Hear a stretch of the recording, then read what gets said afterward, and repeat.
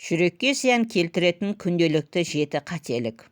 Жүрек орта есеппен минутына 70 рет соғып, бір тәулікте 100 мыңнан астам рет қан айдайды.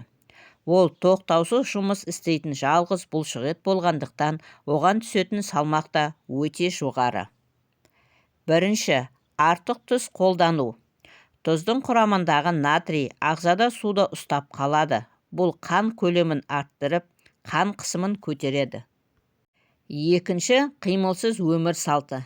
Гиподинамия, ұзақ отыру немесе аз қозғалу қан айналымын баяулатады. Бұл қан ұйғыштардың түзілуіне және тамырдың бітелуіне себеп болуы мүмкін. Үшінші, темекі тарту. Темекідегі никотин қан тамырларын тарылтады. Шайыр мен көміртек тотығы қанның оттегі тасымалдауға қабілетін төмендетеді.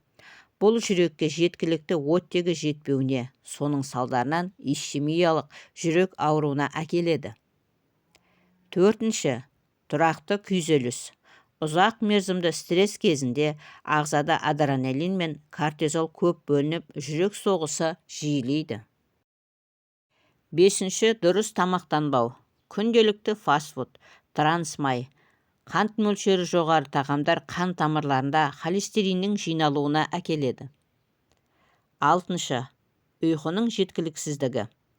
Түнгі ұйқының 7-8 сағаттан аз болуы жүрекке тұрақты түрде артық жүктеме түсіреді.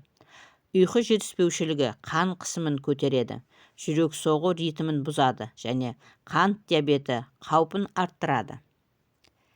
Жетінші, профилактикалық тексеруге бармау. Міне, құрметті көрермендер, осымен видеомыз аяқталды. Егер видеомызды пайдалы болды деп тапсаңыздар, арнаға тіркеліп, лайк басып, пікір қалдырып, қоңыраушаны баса кетуді ұмытпаңыздар. Сіздердің болмашы оп-оңай ғана әрекеттеріңіз біз үшін өте маңызды. Келесі видеода кездескенше аман сау болыңыздар. Ақпаратымыз пайдаларыңызға жарасын.